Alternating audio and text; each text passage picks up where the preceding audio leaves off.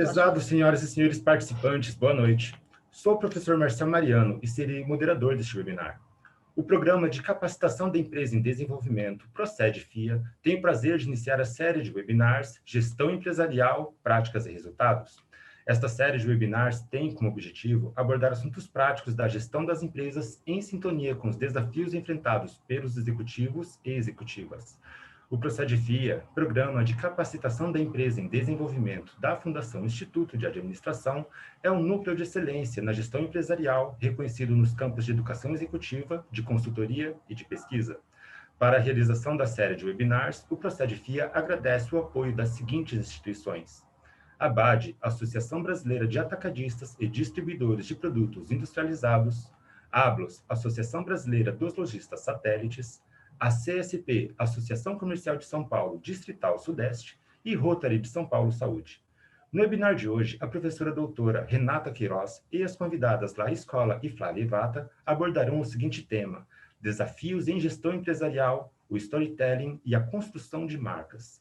A professora doutora Renata Queiroz é professora do Procede com mestrado em administração e doutorado em comunicação pela Universidade de São Paulo.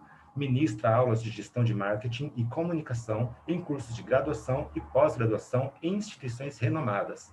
Atuou em empresas de diversos setores nas áreas de gestão de relacionamento e atualmente desenvolve estudos, pesquisas e consultoria em gestão de marketing e comportamento do consumidor. Laís Cola é formada em propaganda e marketing e pós-graduada em comunicação, mercado e tecnologia da informação pela FIA de São Paulo. É Brand Marketing Manager na Vinha Conchitoro, possui experiência consolidada em grandes multinacionais de bens de consumo nas áreas de gestão de marketing, marketing digital e branding. Atualmente, desenvolve projetos para consolidar iniciativas para tornar as marcas genuínas e exclusivas. A narrativa da sua marca realmente tem o poder para prender a atenção e cativar seus consumidores? Flávia Ivata é publicitária e pós-graduada em neurociência. Fundadora da Fly, é especialista encantada por branding, design de inovações, modelagem de negócio e storytelling, mentora de startups e consultora de marcas e empreendedorismo. Atuou em empresas e agências de design, de conteúdo e comunicação como Wemme e Agência Criar. Boa noite, professora Renata, Laís e Flávia. Sejam bem-vindas. Boa noite, Marcel. Obrigada. Boa noite, pessoal. Boa noite a todos. Boa noite, Marcel, professor Marcos, Laís, Flávia. Obrigada por participarem desse evento, acho que um momento importante para compartilharmos um pouco da nossa história. Muito obrigada, gente. Estou super feliz de estar aqui com vocês hoje. Tenho certeza que vai ser uma troca muito rica. A ideia até do nosso evento hoje, dentro dos programas oferecidos pelo Procede, é oferecer no formato de um bate-papo e até mesmo compartilhar um pouco das nossas experiências nessa atividade, né, cada vez mais importante de construção de marca, bem como o papel do storytelling dentro desse processo, né? Na verdade, a questão do storytelling hoje tem crescido fortemente e se impulsionado ainda mais por conta de todas as atividades associadas a marketing digital. E dentro disso, eu vi a oportunidade nesse encontro de compartilharmos com gestores de empresas, apaixonados por marketing, bem como profissionais em grandes e pequenas empresas, em startups, desmistificando um pouco o que representa essa atividade, bem como qual é o papel dela nas organizações. Nós tivemos aqui a oportunidade de juntar profissionais tanto de mercado como da área de comunicação, neurociência, e eu acredito que vai ser um encontro muito rico, tanto para mim como para todos os nossos convidados, né? Espero que vocês tenham aí um momento de enriquecimento pessoal e profissional, e que dentro da construção também das suas marcas pessoais, o storytelling passe a fazer parte dessa identidade única e cada vez mais próxima do que nós buscamos como empresa, mas também como indivíduos. Tá? Então, abro aí um momento para a Flávia apresentar um pouquinho para a gente o que representa a construção e a atividade de storytelling. Flávia, por favor. Muito obrigada. Bom, já fui devidamente apresentada, né, pelo professor Marcel. Vou pular aí a parte do currículo. E hoje a gente vai falar de um tema super gostoso para mim, que é storytelling e a construção de marcas. São dois temas que a gente une e vive diariamente nos nossos projetos, né? Então, para a gente é um prazer falar sobre o assunto. Por isso, quero agradecer a professora Renata, que acompanha o meu trabalho há 12 anos, desde que eu tive aula com ela na faculdade. A Laís, que pouco que eu conheci, eu sei que vai ser uma troca muito boa, cheia de experiências e aprendizados. E a Fia, né, que está por trás desse nosso encontro de hoje. E como que eu vou falar de storytelling sem começar a contar uma história, né? Então, na verdade, toda história ela nasce de um propósito, né? Ou seja, é a mensagem que o seu negócio, você como indivíduo, sua marca quer transmitir para o mundo, né? Então, eu mesmo sempre digo que se a minha história, na minha trajetória profissional tivesse um título de uma história, seria do canto ao encanto, né? Porque a minha mãe, desde pequenininha, ela falava que eu não aprendia a falar. Eu sempre cantava o que eu queria dizer, eu desenhava, gesticulava, encenava, né? Então, foi muito cedo que eu descobri o meu propósito de vida. Sempre foi encantar, sempre foi construir uma história encantadora de tudo, para tudo que eu fosse fazer. E disso, me formei em publicidade, trabalhei em várias agências na área de conteúdo, na área de criação, estive dentro de grandes empresas, então, sempre com esse olhar de como fazer com que os projetos fossem mais encantadores para marcas e pessoas. Foi então que a gente fundou a Fly, com esse propósito de ajudar a criar memórias e apoiar empresas a contarem seus propósitos também em histórias, né? Sejam empresas, projetos pessoais, né? Às vezes você tem uma ideia e você quer viabilizar isso, então a pessoa ela também tem um bom storytelling por trás para contar, e as startups, né? Que os pitches nada mais são do que a história do seu projeto e a forma como você pode vender ele de uma forma encantadora. Então, a Fly, a gente começou a trabalhar o storytelling dentro de branding, a construção de marcas, como a gente consegue traduzir esses propósitos de negócios em uma marca mais encantadora, que tenha cultura e identidade, dentro de experiências. Então, depois de criado esse branding, como vão se comportar as experiências, né? Despertando emoções, contando histórias dentro de todas as interações que a sua marca pode ter, usando o UX, que é a experiência desse usuário, com o storytelling. E também a gente criou a metodologia do Neuropitch Storytelling, que nada mais é a neurociência com storytelling dentro de uma estrutura de pitch para você conseguir vender melhor a sua ideia de uma forma mais encantadora, mais envolvente. Então, a gente veio falar de storytelling, mas por que contar histórias? Qual a necessidade tão grande hoje de contar histórias, né? Sendo que há 5, 7 anos atrás, a gente ouvia muito pouco falar da prática do storytelling nesse universo de negócios. O que aconteceu, né? A questão é que as histórias sempre estiveram na nossa vida, né? A experiência humana foi criada em cima de histórias. Isso acontece há mais de 10 mil anos. Então, a gente olha aqui, as mitologias ajudaram a construir as civilizações, as fábulas, a própria Bíblia, né, que cultiva tantos anos, as gerações, passando informações, conhecimentos, e cada vez mais as histórias têm entrado no cotidiano de marcas, de negócios, né? Então, o sentido disso é porque a história ela é a forma mais antiga de se passar um conhecimento, de gerar uma opinião, de gerar uma tomada de decisão. Se a gente for olhar bem, a forma como a gente interpreta vários fatos da nossa vida vem embasados da nossa própria história e das histórias que a gente ouve. Então, quantas vezes, né, a gente já não julgou uma marca, uma pessoa por uma atitude tomada, mas ouvindo um pouco melhor a história por trás, é compreensível, você entende o sentido daquilo. Agora está super na moda os vilões nos cinemas, né? As histórias dos vilões. E aí a gente passou a se apaixonar pelos vilões das histórias, né? Por quê? Porque a gente conheceu um pouco melhor o que tem por trás dessa vivência e se conectou uma empatia que a gente pode ter passado também. Então, isso ajuda a gente a enxergar como as histórias têm um poder psicológico, né? E como a neurociência explica. Quando eu estou contando aqui uma história para vocês, o cérebro de vocês, como ouvintes, está emparelhado ao meu. Mas vocês sofrem de algo que eu não vou sofrer, que se chama predição antecipatória. O que é isso? Sabe essa ansiedade? E aí, o que vem depois? E o que aconteceu?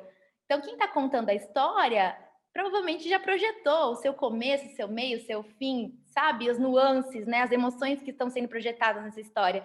Mas esse é o grande lance das histórias, é esse despertar de emoções a todo momento, fazendo que a pessoa sofra dessa antecipação antecipatória e viva junto todas essas emoções que a história é capaz de despertar. É aí que está a conexão. E aí, se a gente olhar para o cérebro, né, por trás da neurociência, se eu conto se eu apenas transmito para vocês dados ou informações, pode ser numa apresentação, pode ser numa estrutura de site, nos meus conteúdos em redes sociais, não importa o ponto de contato. Se eu passo para vocês dados e informações, eu mexo em duas áreas cerebrais de vocês. Vocês vão compreender a informação e absorver. No entanto, se eu consigo traduzir todas essas informações que são essenciais para o meu negócio dentro de uma narrativa, eu consigo conectar até 8 áreas cerebrais. Por quê? Vocês vão ser capazes de sentir os aromas que eu estiver projetando, viver a experiência que o personagem está vivendo, as emoções que eu estou dizendo que ele está sentindo, né? Então, a gente diz que as histórias elas se conectam com uma memória duradoura muito maior do que você projetar apenas dados e informações. Eu acho que esse é o maior boom, né, do uso do storytelling hoje nos negócios. É por esse motivo, é a tomada de decisão que ela é capaz de gerar com uma conexão humana. Então, é por isso que a gente sempre diz que nada marca mais do que uma boa história. E aí a gente pode trazer isso para as tomadas de decisões, em que a maioria das pessoas acham que tomam decisões ainda de forma racional. Sempre que eu pergunto para os clientes, né? E aí, como você acha que é a tomada de decisão dos seus usuários em relação à compra do seu produto, seguir ou não a sua marca?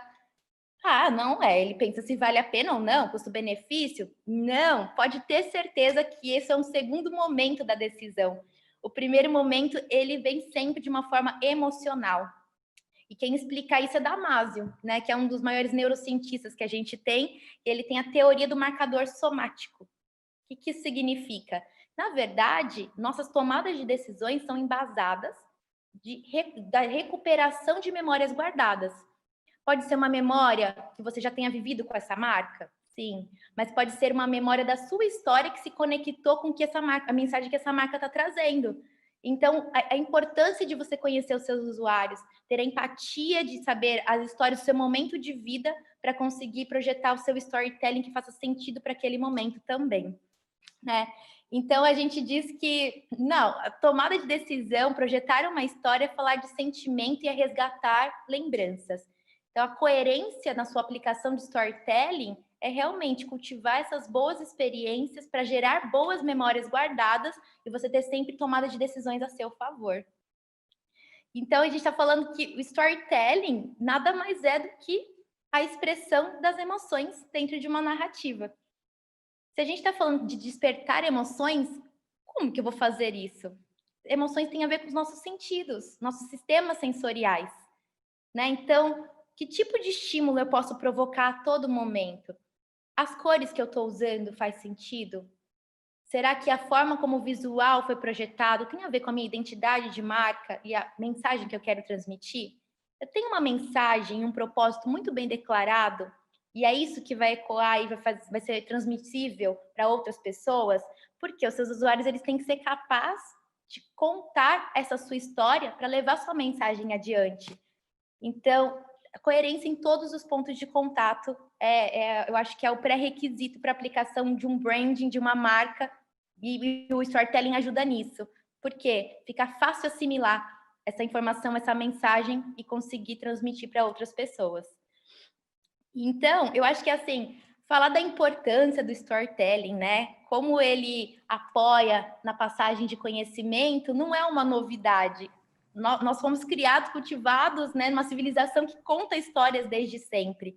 Então, eu acho que, assim, o principal objetivo, talvez, meu aqui, seja ajudar a desmistificar um pouco a visão que as pessoas têm em relação ao storytelling. porque as pessoas ainda associam, né, o storytelling como algo infantil, vai contar historinha, né? Ou talvez uma superprodução em que eu preciso envolver produtora para fazer aquela história da minha marca, ou uma narrativa que seja muito longa, que as pessoas não vão querer ler, lúdica demais. Essa visão ainda está muito associada ao storytelling. E eu acho que a gente tem que desmistificar e dizer que não, é muito mais fácil do que parece, né? A gente, quando pesquisa um pouco, se aprofunda um pouco mais no storytelling, encontra estruturas já pré-moldadas, em que você vai costurar a sua história dentro dessa estrutura. Quando você vai buscar sobre storytelling, você vai se deparar com a jornada do herói, que é a mais famosa, o inimigo público comum, a jornada do idiota, do fracasso à fama, que é muito usado por empresários, grandes empresas. Mas o que está por trás de tudo isso, né? Eu enxergo que o storytelling, mais do que uma estrutura, uma metodologia, ele vem como uma forma de pensar. É como a gente trabalha com inovação hoje em dia. Existem várias ferramentas de inovação, mas nada mais é do que a forma de pensar, de projetar algo, né? E o storytelling eu enxergo da mesma forma. A gente, desde o colégio, ouve que toda história tem que ter um começo, um meio e fim. E parece óbvio, né, que toda história tem começo, meio e fim, mas e na prática, como a gente enxerga esse começo, meio e fim? O começo nada mais é do que a ação. O que você vive naquele momento? Qual que é o status quo? O que está acontecendo? Que é a sua realidade, que pode ser a realidade de outras pessoas. E aí a gente vem para o meio. O que é o meio? É o conflito. Qual foi um problema, né? Qual foi o conflito que te fez pensar diferente? Que te fez buscar uma solução para o seu negócio, para a sua marca ou para a sua vida pessoal. E como é esse fim? É a transformação. Então, a partir do momento em que você teve um problema, encontrou uma solução, como você compartilha essa solução com as pessoas? Qual que é o propósito que você tem em volta a isso? Né? E como você vai transformar não só a sua vida, como a vida das pessoas? Então, por isso que eu digo que o storytelling tem muito mais a ver com mindset, de tudo que você for projetar, pensar qual é a ação que é comum, que minhas personas, meus usuários vivem, qual é o conflito que eles também estão passando e como eu vou ajudar eles nessa solução, porque eu encontrei e eu posso trazer isso como propósito da minha empresa. Então, é muito mais fácil da gente aplicar do que parece, né? E é lógico que quando a gente vai passar por um processo de estruturação de marca muito bem desenvolvido, pelo menos aqui junto com o manual da marca, a gente já entrega o manifesto inspiracional da marca. Então, ele vem contando toda a história filosófica, né? Os princípios, os valores, tudo isso envolvido numa narrativa. Mas será que no dia a dia a gente não conta histórias? Será que as histórias realmente não estão no dia a dia, na vivência? A gente hoje é um boom dos stories, né? Quem tem Instagram mais passa tempo nos stories do que no próprio feed. O que são os stories? Se não um canal para você contar as histórias do dia a dia. Antes que era só no Instagram, hoje você tem no Facebook, você tem no LinkedIn, porque empresas também precisam compartilhar esses dia a dias e contar suas histórias, né? Mostrando não só o filosófico inspiracional da marca, mas as pessoas que estão ali por trás. Quais são os desafios diários? Como a gente tem resolvido isso? Então, eu acho que as histórias elas estão mais na nossa vida, no nosso dia a dia, do que a gente pensa, né? E eu acho que eu posso contribuir muito mais ajudando as pessoas a pensarem um pouco em como estruturar essas histórias no dia a dia de uma forma simples, pensando na ação, conflito e transformação e com algumas dicas, no sentido de as histórias elas não podem ser uma sequência de fatos, né? Então, eu vou falar disso, agora eu vou falar sobre o meu conflito e agora eu vou falar sobre minha solução. Não, ela tem que vir dentro de uma narrativa, né? A mesma coisa de você estar fazendo uma apresentação. E aí você tem tela 1, agora eu vou falar do meu mercado, agora eu vou falar do meu target, agora eu vou... Não, a gente tem que transformar isso numa narrativa gostosa de ser ouvida. Da onde saiu o seu projeto, como você foi costurando, as coisas vão vindo como uma consequência dentro de uma história e o usuário está acompanhando e vendo sentido. Quando você consegue envolver essas informações do seu projeto dentro de uma narrativa, a sua solução só faz sentido. Porque a pessoa ela teve empatia, ela se vê como personagem dessa história. Então, ela está vivendo as dores, ela está vivendo o conflito e ela está vivendo a solução e fez todo sentido para ela. A partir daí, qualquer validação que você trouxer de mercado, de dados, de informações, só vão agregar, né? Então, você já encantou. O primeiro momento do storytelling é esse, é o encantamento. E aí a gente também, uma outra dica é o transmídia. Quantas plataformas a gente não tem hoje? Dificilmente você vai conseguir passar toda a sua mensagem em uma única vez. Explore das mídias, né? Então, crie novos pontos de contato. Eu fiz um vídeo, esse vídeo leva a pessoa para um próximo passo. É uma landing page, é uma mensagem de WhatsApp. Como eu vou continuar a contar a minha história? Eu sempre digo que as histórias, né, para marcas, pelo menos a gente não pode pôr fim, não existe fim. A partir da transformação, um aprendizado contínuo de aprender e projetar uma nova história e dar continuidade a esse propósito que você inseriu. Então, não tem começo, meio e fim. Tem a transformação e o que você vai fazer com ela para impactar a vida das pessoas, né? Lógico, a outra dica é despertar emoções, então explorar de todos os sentidos possíveis. A gente acha que só tem 5 sentidos, e se a gente explorar melhor assim pela neurociência, a gente vê que a gente tem 33 sistemas sensoriais. Equilíbrio é um sistema sensorial, a temperatura, tudo isso pode impactar na forma como as pessoas vão ter a percepção dessa história que você está contando e projetando a sua marca. E aí, a empatia e verdade humana, a gente já veio falando isso logo desde o começo. Eu acho que essa última dica é a autenticidade. Autêntico é contar a história nua e crua do jeito que ela aconteceu? Não necessariamente. Você pode fantasiar, você pode trazer o lúdico, mas desde que a sua história ela venha embasada numa história real e que te trouxe até aqui. Então, assim, se você contar a história nua e cru, pode ser que ela não fique tão encantadora. Que pílulas você pode acrescentar nessa história que não deixe que a sua história venha como uma mentira, como só uma jogada de marketing, mas que as pessoas se envolvam, se encantem e vejam que por trás disso tem uma história real. Então, eu costumo projetar e apoiar as pessoas que quando vão fazer storytelling em 5 tópicos, basicamente, assim, uma dica final. Primeiro, pensar no sentimento que você quer despertar. Se a gente está falando que storytelling é expressão de sentimento, de emoção, a primeira coisa que a gente tem que ter em vista é que sentimento eu quero despertar com a minha marca, ou com a minha apresentação, ou com o meu storytelling. Segundo momento, qual é a mensagem principal que eu vou passar? Né, numa apresentação, né, ou num post, qualquer tipo de interação, a gente sabe que as pessoas elas retêm apenas 17% de tudo que é informado durante o dia. Você acha que o seu conteúdo é tão relevante que ele vai absorver ele por completo em meio a tantos inputs durante o dia da pessoa, né? Então, qual é a mensagem principal que você quer deixar para essa pessoa? Ela pode não lembrar do seu nome, ela pode não lembrar do nome da sua empresa, ela pode não lembrar dos dados de mercado que você apresentou, mas aquela mensagem principal vai estar fixada e ela vai conseguir transmitir para outras pessoas. Por isso é muito importante focar nisso. Ação, conflito e transformação, como eu disse, que é a base da forma de pensar o storytelling. Os personagens, porque sem personagens não tem empatia, não tem vida nenhuma história.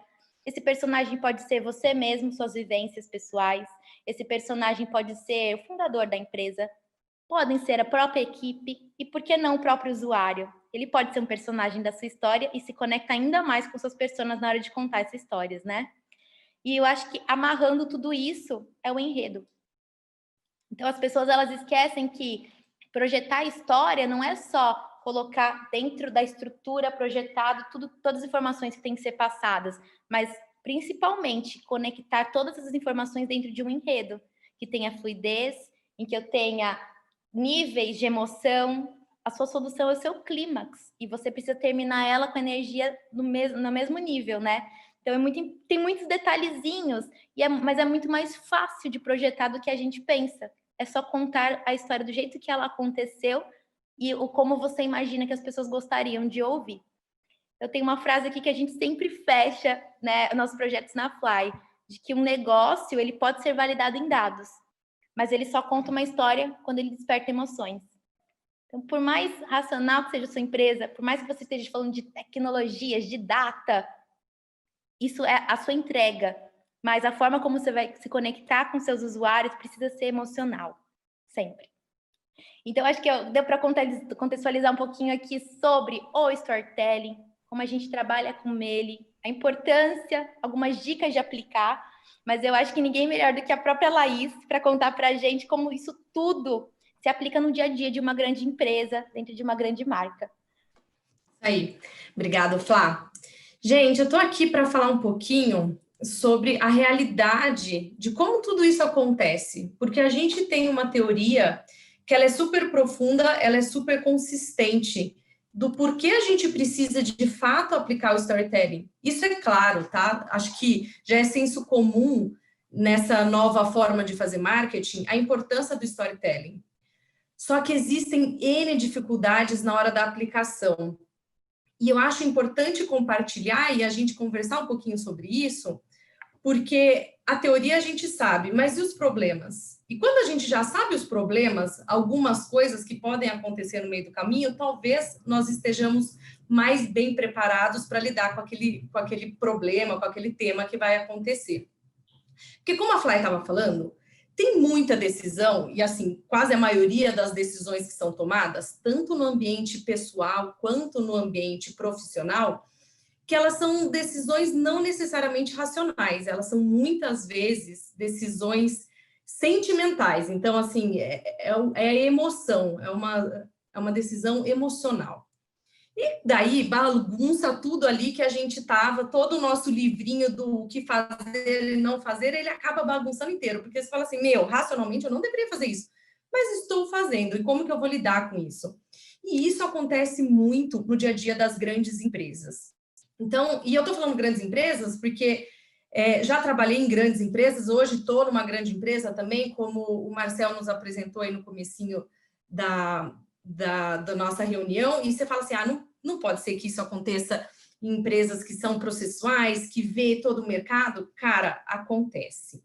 E eu vou citar alguns exemplos de situações que, de repente, nós, profissionais de marketing, nos vemos falando assim, meu Deus, mas como que eu vou fazer essa campanha? Eu não tenho uma história por trás desse tema, desse SKU, dessa marca. Então, assim, existe, por exemplo, você trabalhando aqui no Brasil, de repente chega uma inovação que o Global fez, o Global que pode ficar nos Estados Unidos, no Chile, na Argentina, seja onde for.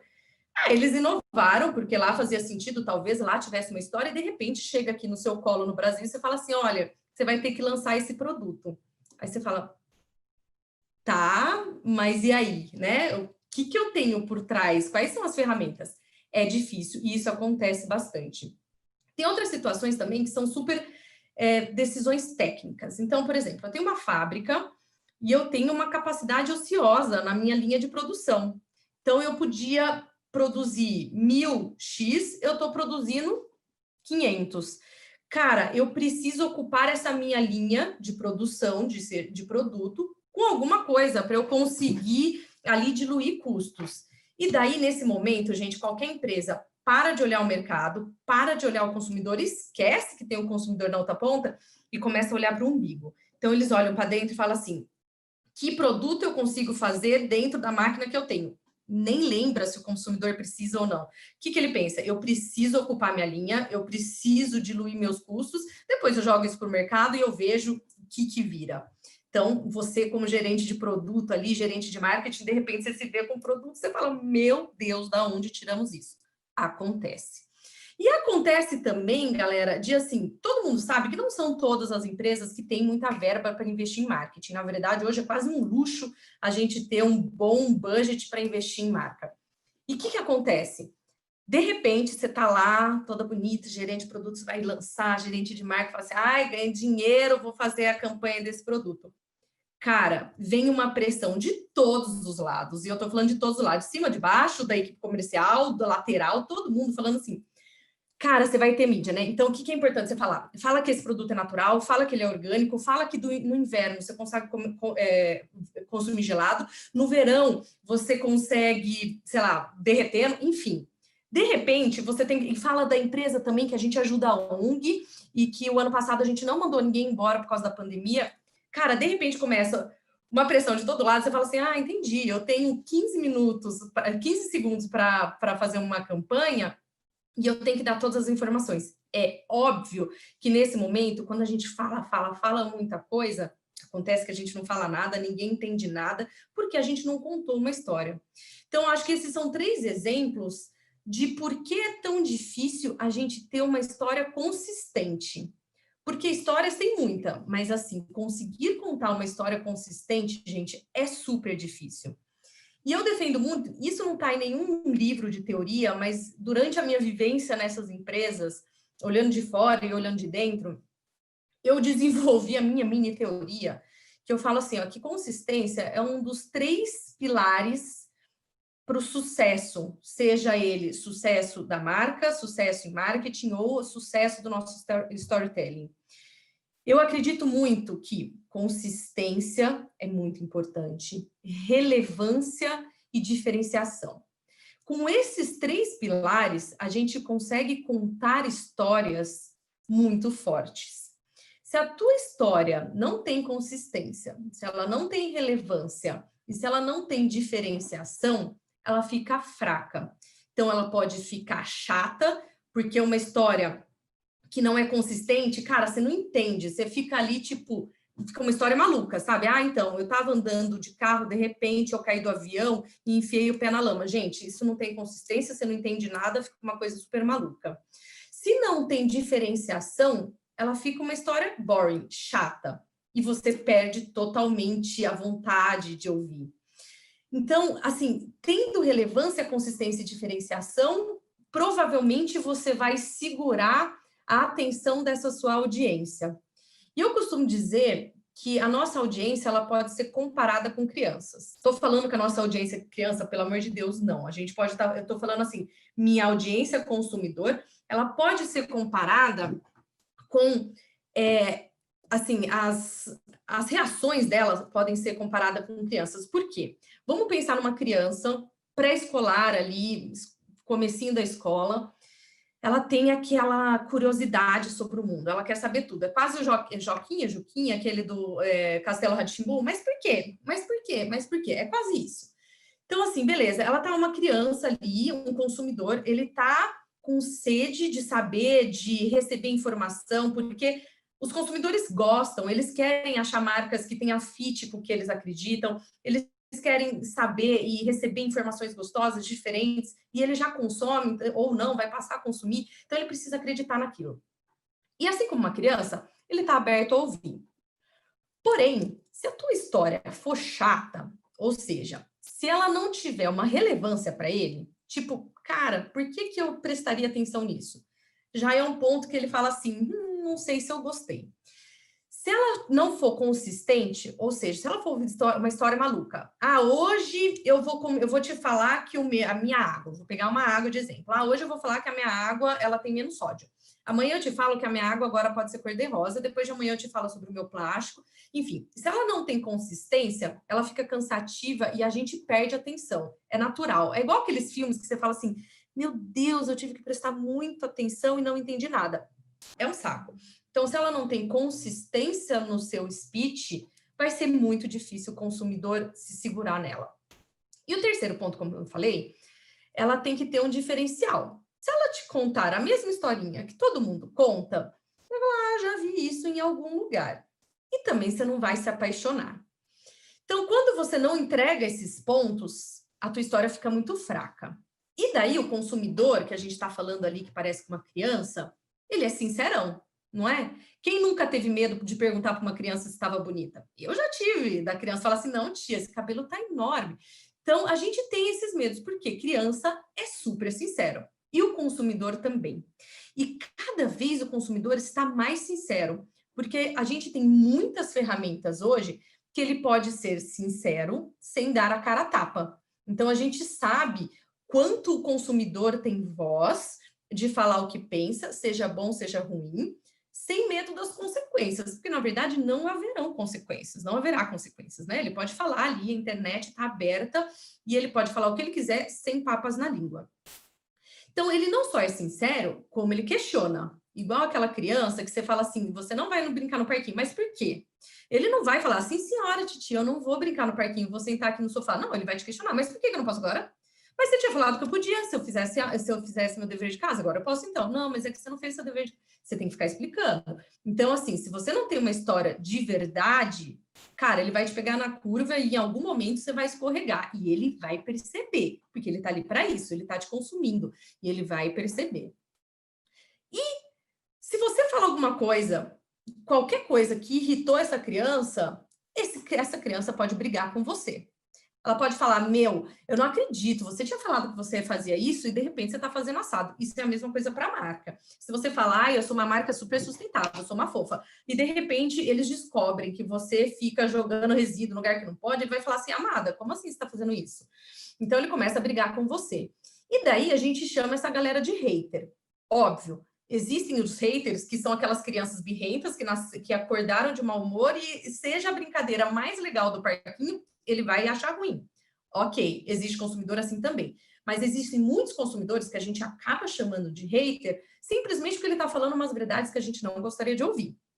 E você fala assim, tem um monte de hater nessa campanha. Mas, cara, a história que você está contando, ela faz sentido com o que você se propôs no início da sua conversa? Ela faz sentido com a tua marca? E daí, gente, eu faço um paralelo com a nossa realidade pessoa física. Esquece a marca, vamos fazer um paralelo com a pessoa física. Eu, Laís, como a Flávia tinha comentado ali, eu tenho Instagram, assim como a maioria de nós. E eu acho que nem é só nos stories que a gente conta a história. Pelo contrário, quando você olha o feed, cara, aquilo ali é uma história da minha vida. Então, assim, todo mundo sabia que eu era uma pessoa solteira, de repente eu comecei a namorar, eu fiquei noiva, eu me casei. Então, ali dentro do meu Instagram, eu conto a minha história de vida e eu conto quem eu sou. Eu, dando spoiler para vocês, né? Bastidores. Eu sou uma pessoa casada, eu moro em São Paulo e eu não sou ativista, ativista política. Não sou ativista política. Se eu quisesse construir uma história, contar uma história diferente dessa no meu Instagram, se eu quisesse no meu Instagram ser super cool, falar que eu sou solteira, que eu moro em Nova York, etc, etc, etc, cara, isso ia me dar um trabalhão. Por quê? Eu teria que pensar que toda vez que eu vou postar alguma coisa, eu teria que tirar minha aliança, eu teria que pôr um anel na frente, provavelmente, porque ia ficar com marquinha de sol, e ia ter que tomar um mega cuidado. Eu não poderia simplesmente sair com as minhas amigas e tirar uma fotinha. Eu teria que esconder algumas fotos que eu vou tirar no restaurante aqui em São Paulo, não, e eu só ia ter que tirar um monte de foto quando eu fosse para Nova York para poder fazer meu estoque de fotos e postar durante o ano, e ainda assim ia ter que tomar cuidado para não mudar a cor do meu cabelo, não engordar nem emagrecer. O que eu quero dizer com isso? Dá um trabalhão contar mentira. E não só um trabalhão, como é muito perigoso. Porque se alguém descobre que eu tô ali posando de gatinha, falando que tô solteira, moro em Nova York, de repente me descobrem que eu sou casada, moro em São Paulo, cara, essa pessoa super pode me expor. E eu posso perder um monte de amigo, posso perder um monte de seguidor. A mesma coisa acontece com as marcas. Só que acontece, gente, numa proporção muito maior. Não é à toa que as marcas têm gestores de crise, que a gente contrata gestão de crise. Porque se você está contando uma mentira e de repente essa mentira explode, galera, você tem um super problema. Por isso que é tão importante a gente investir muito tempo em achar o DNA da tua cara, assim, da tua marca. O que de verdade a tua marca gosta de fazer, está propondo fazer. Não adianta a gente ir, gente, superficial, porque o superficial, ele não vai se manter. E eu tô falando isso porque eu já trabalhei com marcas que fizeram isso superficialmente e algumas marcas que têm isso no DNA, de verdade. E as empresas não fazem isso por mal. Ninguém fala assim, acho que eu vou ali enganar um consumidor, vamos ver se dá certo. Ninguém faz isso. Mas elas fazem isso por uma deficiência de propósito, tanto na marca quanto no produto, seja por N fatores ali, às vezes, e a gente precisa assumir que isso existe no mercado a deficiência do propósito da marca. E sem o propósito da marca, você não tem um DNA muito claro. Sem o DNA muito claro, você começa meio que a atirar para vários lados e ver o que funciona e o que não funciona. Consequentemente, você não tem uma história consistente, você não tem uma história que você não precisa pensar no que você vai comunicar, você não precisa pensar muito nas tomadas de decisão. Quanto mais enraizada a tua história tiver no seu DNA, quanto mais verdadeira ela for, consistente, mais as suas tomadas de decisão são baseadas nesse DNA. E a partir do momento que você tem um DNA claro, você sabe, cara, a minha marca está aqui para proporcionar XYZ. A minha marca está aqui porque eu vou fazer tal, tal, tal. A partir do momento que você tem isso, cara, o storytelling é nada mais, e não diminuindo, porque eu acho importantíssimo, mas ele facilita muito mais você fazer o storytelling, porque você vai contar. Você vai contar uma coisa real. Você vai contar como você vive a vida dessa marca, desse produto, dessa empresa. Então, cara, assim, eu sou essa pessoa. É a mesma coisa do nosso Instagram. Voltando ao exemplo do Instagram. Eu tenho claro para mim, e eu, graças a Deus, não preciso hoje fingir nada, quem eu sou, onde eu moro, etc. Ou seja, para mim é muito natural o que eu posto, o que eu não posto. E aí, quando eu falo sobre a clareza te ajuda a tomar decisões, hoje eu sei o tipo de pessoa que eu sou e o tipo de imagem que eu quero mostrar para as pessoas. Consequentemente, a minha tomada de decisão sobre que foto eu posto, ela é quase que natural. Então, eu sei, tipo, que eu não quero postar foto, sei lá, fumando, caindo na sarjeta, porque essa não sou eu e não é essa a imagem que eu quero. E isso a gente desdobra para a nossa vida inteira. Isso no Instagram, então hoje eu podia estar de regata, cabelo para cima, chinelão, sem maquiagem. Essa é a pessoa que eu quero ser? Não, eu quero parecer profissional, esse é o meu foco de carreira, etc, etc. Então a gente tem as tomadas de decisão, elas são muito rapidinhas. E é a mesma coisa para a marca. A partir do momento que você tem aquela história consistente, que você tem relevância e diferenciação no seu DNA ali da sua história para contar, essa sua história ela vai ser muito mais interessante. E as crianças / consumidores, nossa audiência, elas vão conseguir captar esse mood, né? Essa verdade, e daí vai dar match com quem tem que dar. Porque não adianta a gente querer enfiar a goela abaixo, contar uma historinha dos 3 porquinhos para uma criança, para uma adolescente de 18 anos. Então, é importante que você entenda que a tua verdade, o seu storytelling, ele vai se encaixar com algum tipo de consumidor e não com todo mundo. Não adianta a gente... qual que é o seu target? Homens e mulheres de 18 mais. Cara, é difícil você contar uma história que prenda a atenção de um menino de 18 anos e de uma mulher de 57. Que história eles têm em comum ali? Então, assim, aceitem que nem toda história atende todos os públicos, e se a tua história for verdadeira, ela vai dar match com quem tem que dar. Mas existem muitos percalços durante o caminho, e não é fácil você falar, eu tenho uma história linda para contar, viu? Assim, ó, nasci com um propósito maravilhoso e o mundo tem que saber disso. Saibam e estejam abraçados, façam as pazes com esse tema, que não é fácil, e não é toda marca que, de repente, você fala assim, que óbvio, né? Meu storytelling é esse, minha história, meu DNA é esse. Façam as pazes com essa realidade, porém, invistam mais tempo entendendo qual é, de fato, o teu issue ali, o seu DNA e qual é a tua verdade, a coluna vertebral do seu porquê de existir, a sua reason why. A partir desse momento, você vai conseguir fazer uma comunicação muito mais consistente. E eu falo consistente porque essa sua história, ela pode ser contada na mídia, na televisão, ela pode ser contada no online, ela pode ser contada através de pack promocional no ponto de venda, então eu tenho um pack que ele casa, ela pode contar com as minhas ações que eu faço com ONGs, então por que eu estou fazendo? Porque ela tem um motivo, e cara, assim a teia ela vai indo e você vai costurando tudo bonitinho, sem muito esforço, e mais do que sem muito esforço, porque esforço sempre tem, né? Mas eu falo assim, o suor sempre tem, mas não é uma coisa cansativa de fazer. E a gente vai costurando assim de uma maneira mais consistente, sem grandes escorregadas, porque quando a gente não tem muito claro e ela não é muito verdadeira, é muito fácil escorregar. E o consumidor está ali, o nosso juizinho, a nossa criança birrenta vai estar ali falando, eu lembro que você falou que não ia fazer isso. sabe? É a mesma coisa. Então, a gente tem que cuidar dessa criança. Dessa criança, mais uma vez, pelo amor de Deus, né? Eu não estou chamando nosso consumidor de criança, mas dessa atenção tão sincera, tão pura, que fala se gostou, se não gostou, se eu tô bonita, se eu não tô bonita, se eu tô falando certo ou se eu não tô falando certo. Ok? Bom, acho que é isso. Muito bom, Laís. Eu acho que aqui a gente conseguiu trazer a contribuição de duas profissionais, né, que trabalham intensamente com essa atividade difícil, como foi apresentado pela Laís, para a construção de marca, e também alguns pilares importantes que foram mencionados, né? E eu acho que a questão hoje que se discute muito é a autenticidade.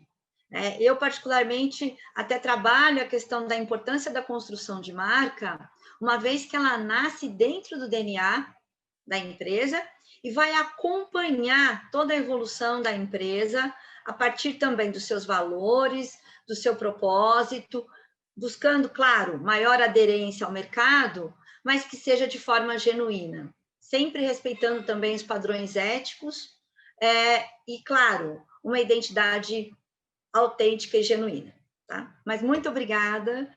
E aí, por favor, agradeço também aí a questão, né, do tempo de vocês.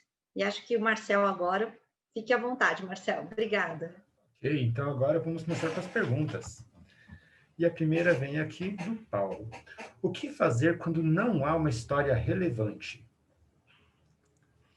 Cara, então, é difícil. É um dos pontos que eu falei ali, porque existe muita situação que não tem. A minha sugestão, e daí a Flá também e a Rê podem contribuir se quiserem, mas assim, a minha sugestão é a gente precisa pensar em que nível a gente quer contar esse storytelling.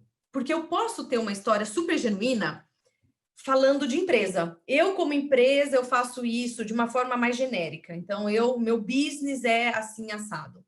Como a gente pode ser mais granular. Então, eu posso ser uma empresa ou não. Eu não falo como empresa, eu não falo institucionalmente, eu falo como marca.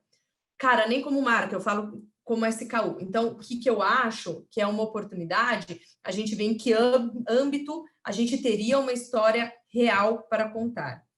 Porque se a gente não tiver uma história real para contar, do motivo de ser de um DNA que seja relevante, que tenha diferenciação, a gente deve comunicar atributos racionais, porque a gente toma, né, decisões olhando o emocional e o racional. Se o seu storytelling, da forma do ladinho ali emocional, não fizer sentido, e ok, faça as pazes, tem muita coisa que não vai fazer sentido, a gente deve ir e comunicar a parte racional dos temas, porque o racional também ajuda muita gente a tomar decisão, porque ele é muito importante. Então, eu posso estar falando de preço, eu posso estar falando de vida útil de produto. Então, os itens, os argumentos racionais também são muito importantes para uma tomada de decisão. A minha sugestão é essa, ver se a gente tem algo maior, alguma história mais forte para contar. Se não tiver, vamos para o racional, que de forma nenhuma é ruim. É só uma outra abordagem que não é tanto storytelling como a gente está falando, né? Na minha visão, não existe história não relevante, né? A partir do momento em que você entendeu a sua essência, né? O porquê da sua empresa existir? Por que desse produto ser lançado? Você ouviu seus usuários? É uma necessidade deles, é uma dor deles e foi projetada para eles? Disso, você já tem um super subsídio para trabalhar numa história relevante, né? Então, mas o problema é que nem sempre, né, Flá? Então, o que está falho não é o seu storytelling. Isso aí. O que você está desenvolvendo, né? Porque a partir de desenvolveu algo relevante, sua história é relevante.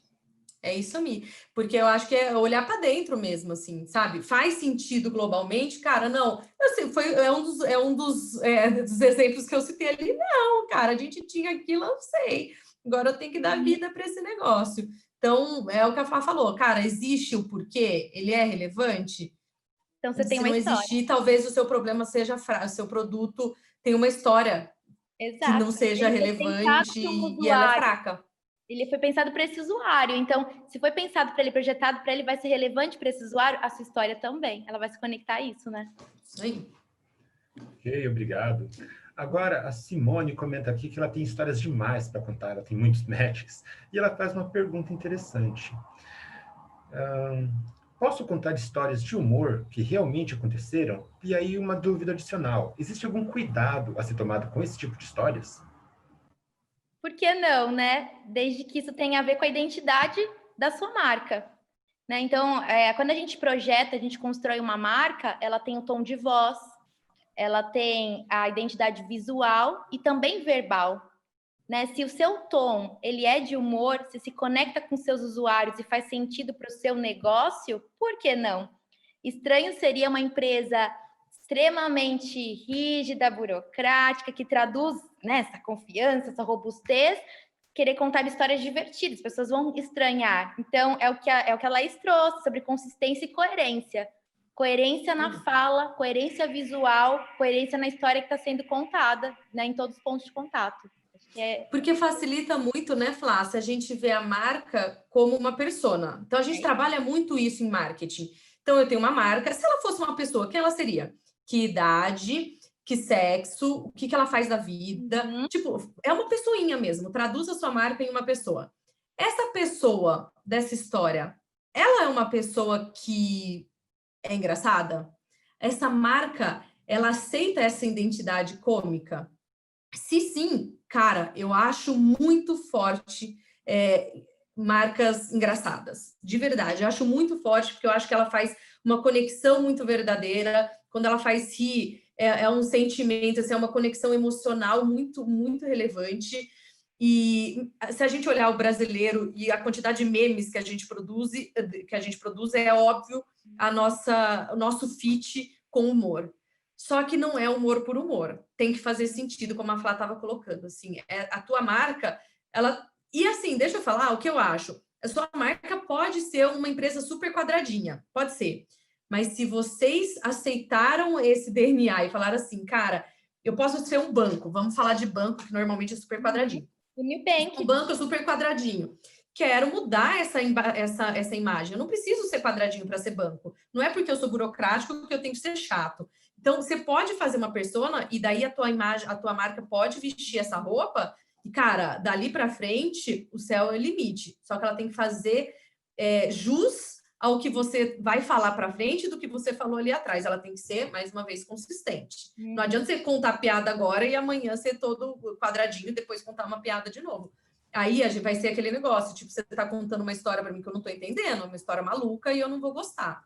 Se você for consistente e bonitinho, faça do humor a sua plataforma. E hoje todo mundo projeta muito, né, a buyer persona, quem são os usuários que vão comprar. E esquecem que também precisa ter a brand persona. Exato. A sua marca é uma figura, ela tem sentimentos, ela tem motivações, ela tem até os arquétipos, né? Tem o lado luz, tem o lado sombra. Então, isso ajuda a visualizar como ela fala, como ela atende em no saque, né? Como que a equipe tem que também se comportar falando em nome da marca. Então, treinamento, cultura. É uma pessoa com uma cultura, com uma vida e com uma personalidade projetada.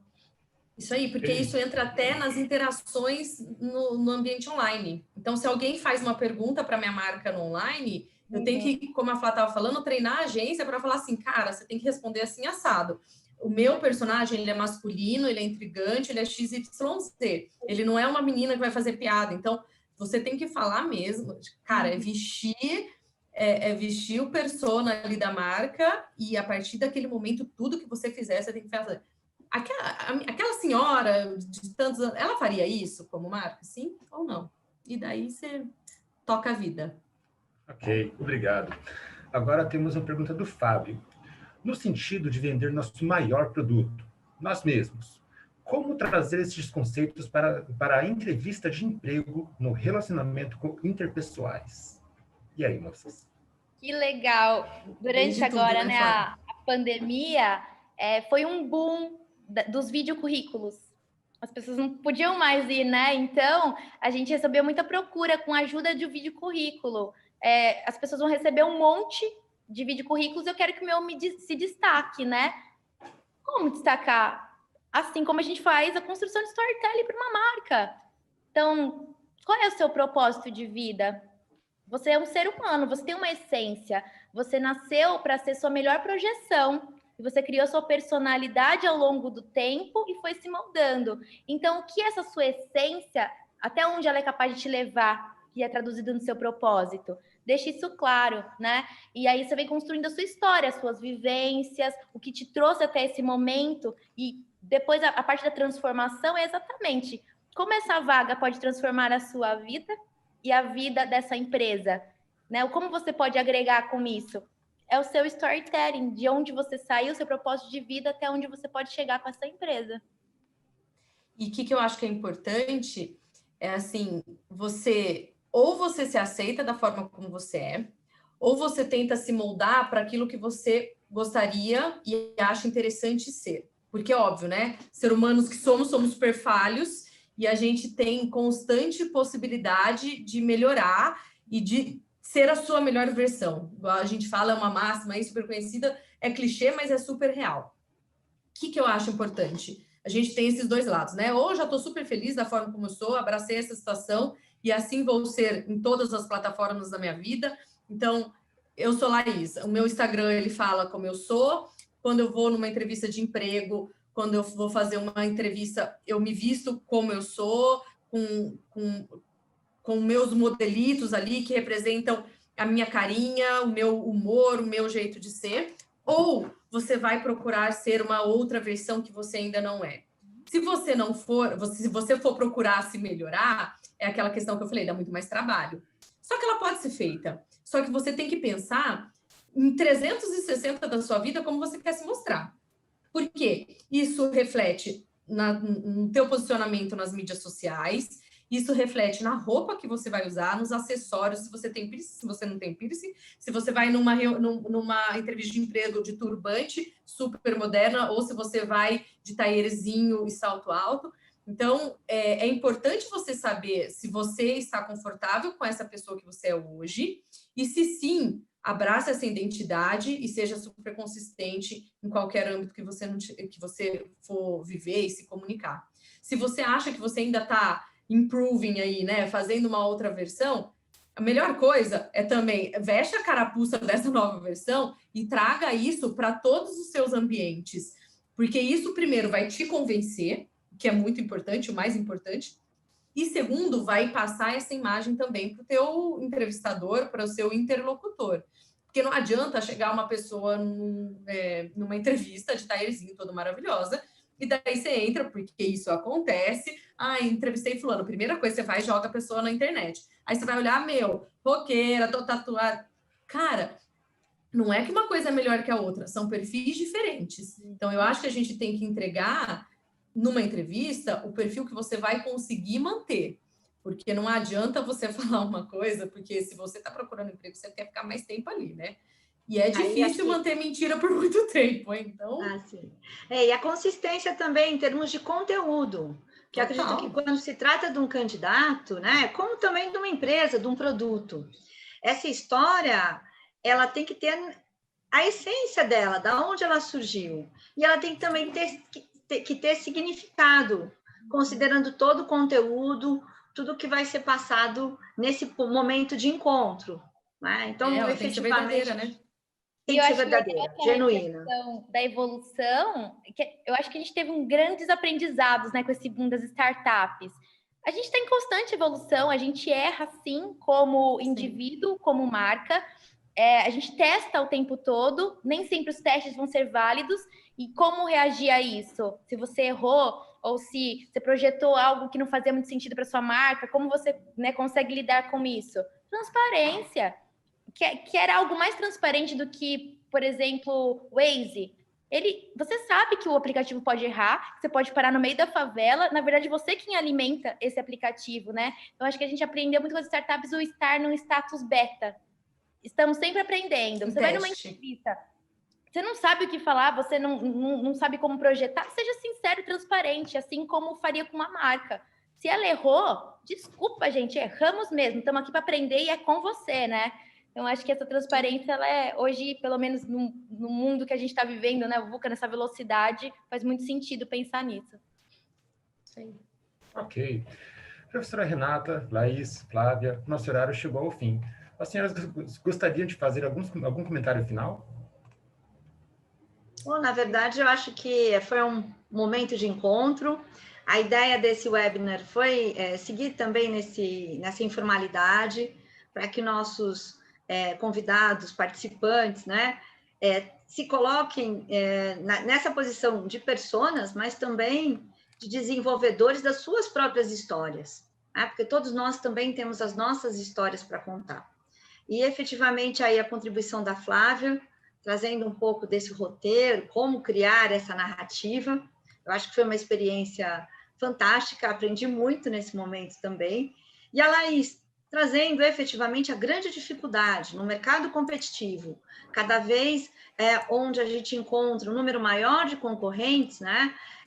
A ideia de construir histórias passa a ser muito sedutora. Entretanto, a empresa tem que pensar desde o início, desde o seu nascimento, que valores, qual é o seu DNA e como isso vai permitir que ela construa histórias genuínas e verdadeiras. Então, acho que é essa...